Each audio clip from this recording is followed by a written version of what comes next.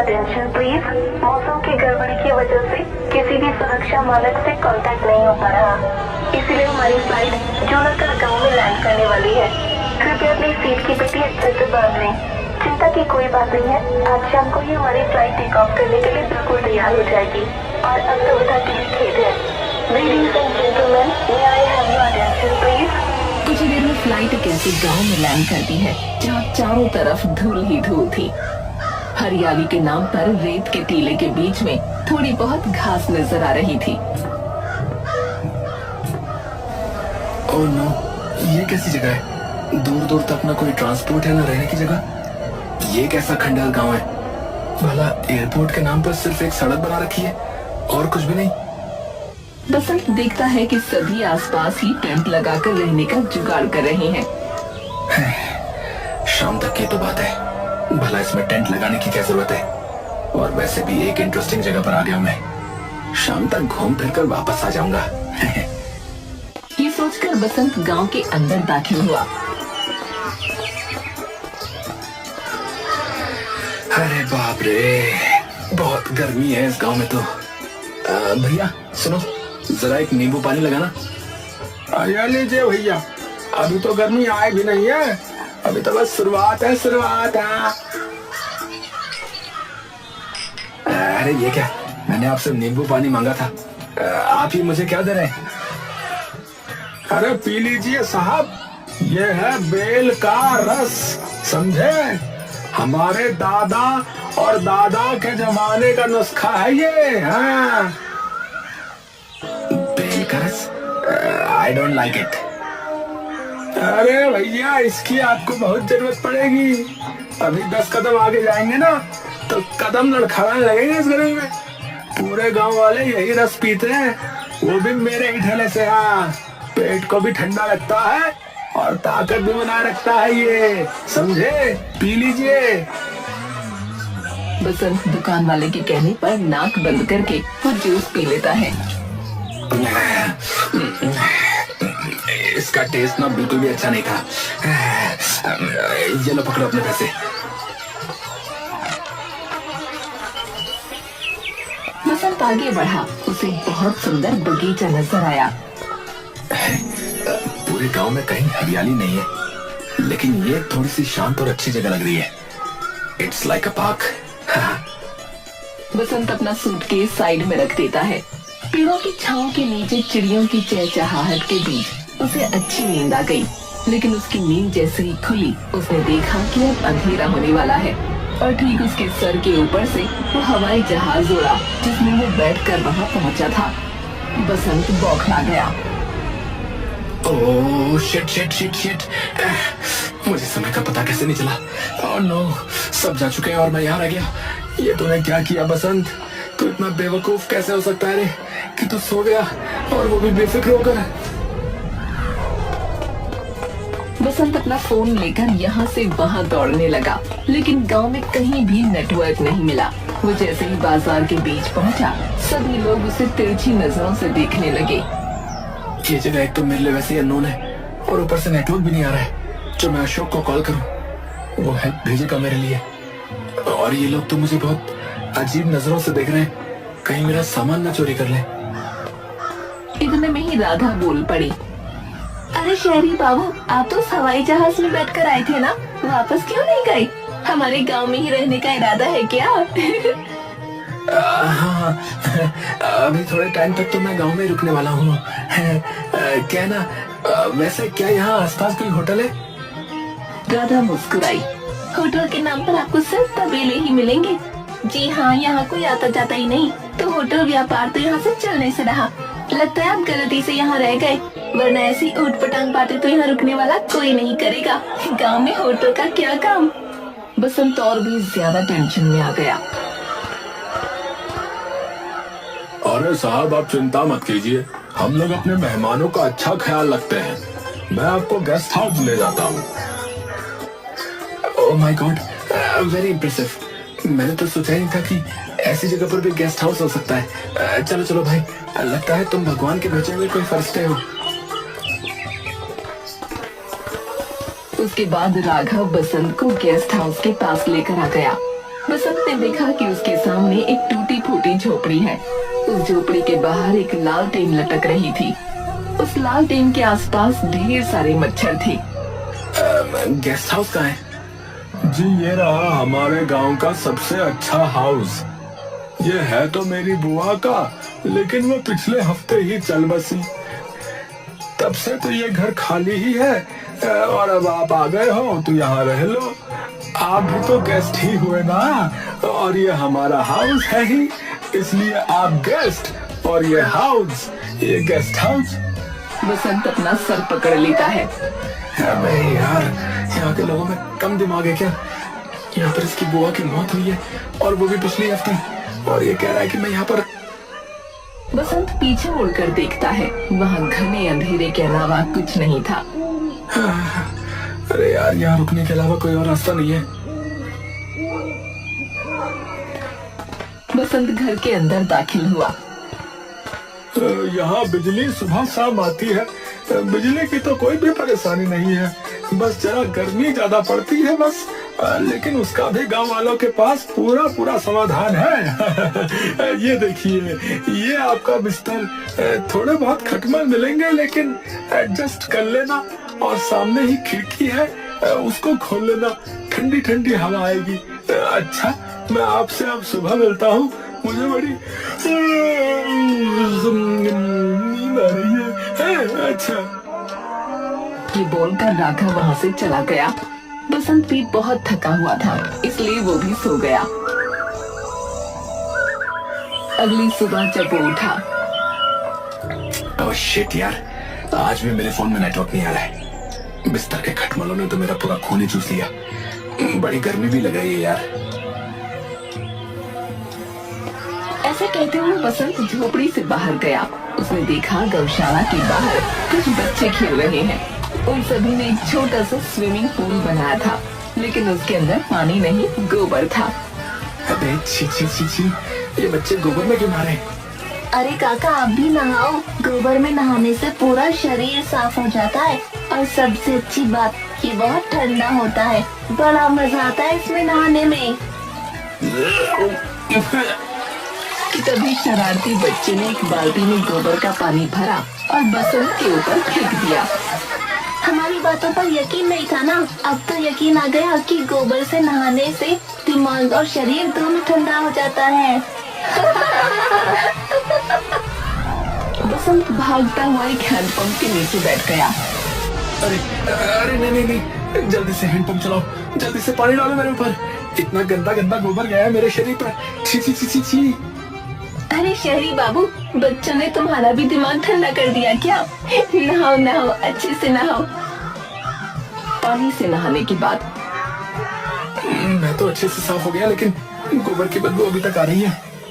अपने पीछे देखिए, वो अम्मा कितने प्यार से अपने घर को मिट्टी से लेप रही है। ये क्या हो रहा है? तो लगता है गांव के लोगों को गोबर से बहुत प्यार है। अरे सब गोबर को अगर अपने घर के बाहर लगा देते हैं तो घर के अंदर बिल्कुल एयर कंडीशनर से भी ज्यादा ठंडक रहती है।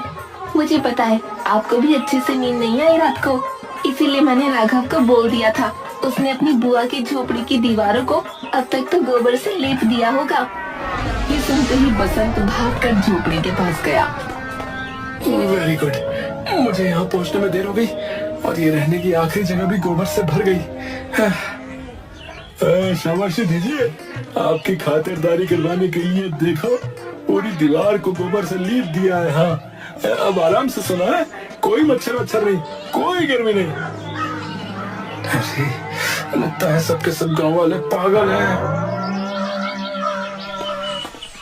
बसंत उस बगीचे में पहुंच गया जहां उसे चैन की नींद आई थी।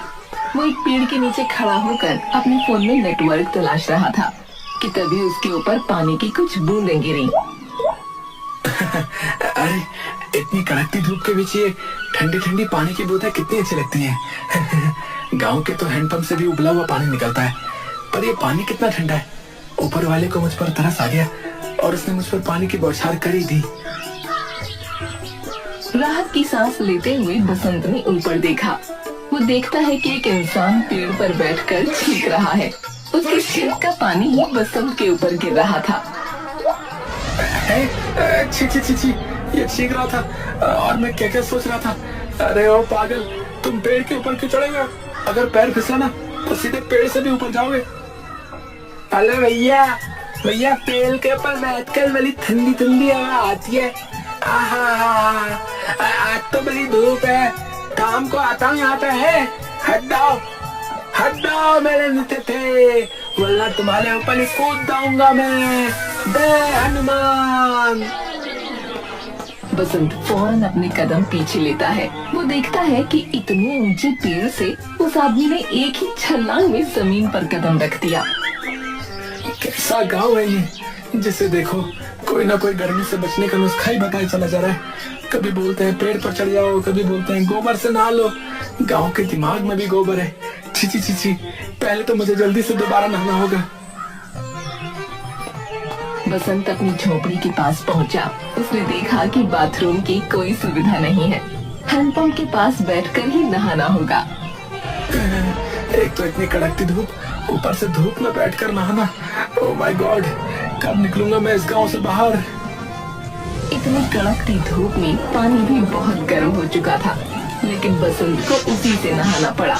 नहाने के बाद जब वो अपनी झोपड़ी में गया तो उसे बहुत अच्छा महसूस हुआ। लगता है राघव झूठ नहीं कह रहा था। इस गोबर वाले घर के अंदर तो सच में बहुत ठंडक है। एक्चुअली यहाँ की हवा भी अब साफ लग रही है और गोबर की तो बदबू भी नहीं रही। इम्प्रेसिव। बसंत को बहुत अच्छी नींद आई। शाम को जब वो गांव वालों के बीच पहुंचा तो उसने देखा कुछ लोग शरबत पी रहे थे। अरे ये तो वही शहरी बाबू है। अरे यहाँ आओ शहरी बाबू, ये लो शरबत पियो। नो थैंक्स, मुझे नहीं चाहिए। अरे बाबा, नाक बंद करो और सुलग जाओ, बता रहे हैं। ये सत्तू का जूस गर्मी के लिए बहुत अच्छा होता है। हाँ पियो पियो, मजा आएगा। गांव वाले जबरदस्ती बसंत को सत्तू का रस पिला देते हैं।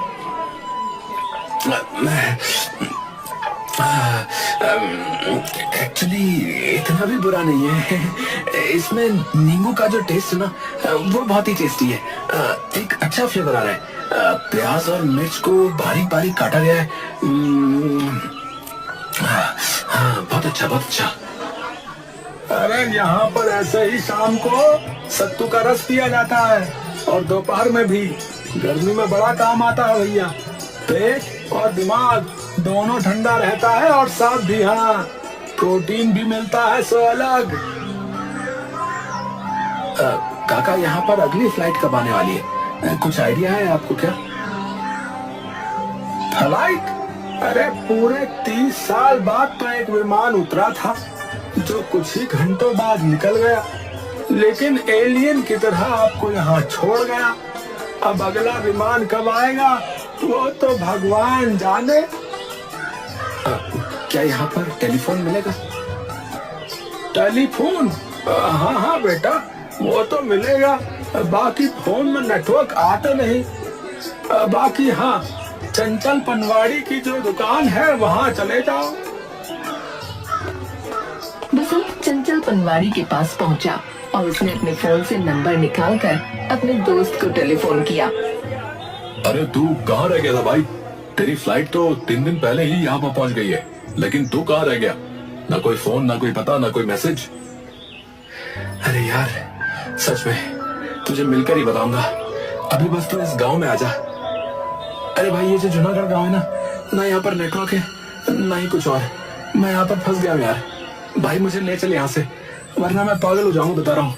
2 दिन और रुका तो गांव वाले गर्मी से बचने के नुस्खे बता बता कर ना मेरा दिमाग खाली कर देंगे यार। इतने में ही फोन कट गया। हेलो हेलो, अबे यार, फोन क्यों कट गया यार? हाँ भैया, बस आपका समय यहीं तक था भैया। बिजली जा चुकी है, ठीक है? अरे लेकिन राघव ने कहा था कि सुबह शाम बिजली आती है। मेरी उस झोपड़पट्टी में तो बिजली का कुछ है ही नहीं जो मुझे पता चले, लेकिन गांव में तो सुबह शाम आती है ना। बिल्कुल सही कहा, सुबह शाम ही आती है। आपको सुनने में गलती हुई है। उसने सुबह शाम ही कहा, लेकिन आपने सुबह से शाम सुना।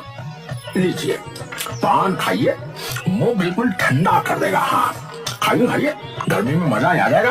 एक मिनट मैं अब बताइए। ये लो एक और नुस्खा, दो भैया दो, पान भी खिलाई दो। पान खाकर बसंत के मुंह में ठंडक होने लगी। अरे भैया कमाल है, ऐसा लग रहा है कि मेरे मुंह में मेंटोस रखा हुआ हो। मजा आ गया। बसंत ने देखा कि गांव वाले जगह जगह पर पक्षियों के लिए भी पानी रखा करते थे और खाना भी। गांव वालों का दिल बहुत अच्छा था। बसंत नहीं जानता था कि आज की रात उसके गांव में आखिरी रात है। वो अपनी झोपड़ी के अंदर लेटकर सोचने लगा। इस कमरे की ठंडक, इस गांव की शांति, चारों तरफ रेत ही रेत। गांव वालों का बात बात पर गर्मी से बचने के नुस्खे बता देना, ये सब इतना भी बुरा नहीं है। इस झोपड़ी में नींद तो बहुत अच्छी आती है। चलो सो जाता हूँ, सुबह सोचूंगा। और अगली सुबह होते ही बसंत के दरवाजे पर उसका दोस्त अशोक अपनी जीप के साथ खड़ा था। अरे क्या बात है अशोक मेरे दोस्त, तू तो बिल्कुल टाइम पर आ गया यार। तुझे मेरा पता किसने बताया यार? अरे बिल्कुल भी मुश्किल नहीं था मेरे भाई शहरी बाबू। अच्छा अब जल्दी चलो वरना रात हो जाएगी तो रास्ता भटक जाएंगे, बता रहा हूँ। बसंत फौरन अपना सामान उठाकर जीप में बैठ गया। जब वो गांव से निकल रहा था तब सभी गांव वाले विनम्र आंखों से बसंत की ओर देख रहे थे। बसंत उन सभी को अलविदा कहता है और अपने दोस्त के साथ शहर लौट आता है। Welcome home. कैसा लग रहा है वापस से शहर की तंग गलियों में आकर, और कैसा लग रहा है एसी के सामने सोकर? वैसे गांव में तो तुम्हारा बड़ा बुरा हाल होगा नहीं? ये तो तुमने सही कहा यार, अपना घर तो अपना ही घर होता है। लेकिन वहां भी ना मुझे यार सच बताऊं तो बड़ा अच्छा महसूस हुआ यार। वहां पर एसी नहीं है यार, लेकिन एसी की जरूरत भी नहीं है। हालांकि गर्मी बहुत पड़ती है, लेकिन गर्मी से बचने का हर एक पॉसिबल तरीका है यार, और हेल्दी भी है। मानना पड़ेगा यार गांव वालों को, वो बहुत स्मार्ट लोग हैं यार। उस रात बसंत सो रहा था तब उसे ख्याल आया। अगली सुबह होते ही वो फौरन बैंक की तरफ रवाना हो गया। उसने बैंक से कुछ पैसों का लोन लिया था। अरे भाई तू आ गया? काम वाली बता रही थी कि तू बैंक गया है, लेकिन बैंक में तेरा क्या काम? थोड़े दिनों बाद सब बता दूंगा यार। इतने नहीं अशोक ने देखा कि ट्रक भर भर कर गोबर मिट्टी बसंत ने घर के बाहर खड़ी करवा रखी थी। अरे तू पागल तो नहीं हो गया है? ये सारा सामान यहाँ क्यों लेकर आया रे? अरे तू बस देखता जा यार। बसंत को बैंक से लोन मिल चुका था। बसंत किराए पर एक जमीन लेता है और वहाँ पर काम करवाना शुरू कर देता है। वो मिट्टी के छोटे छोटे घर बनाता है और उनकी गोबर से लिपाई करवा देता है। उसे झोपड़ी के अंदर एक छोटा सा बेड, एक छोटा सा मटका और टेबल भी रखता है और एक मेन्यू छपवाता है। उस मेन्यू में सत्तू का जूस, बेल का जूस और ठंडा पान भी रखवाता है। थोड़े से पैम्पलेट छपवाने के बाद पूरे शहर में बंटवा देता है।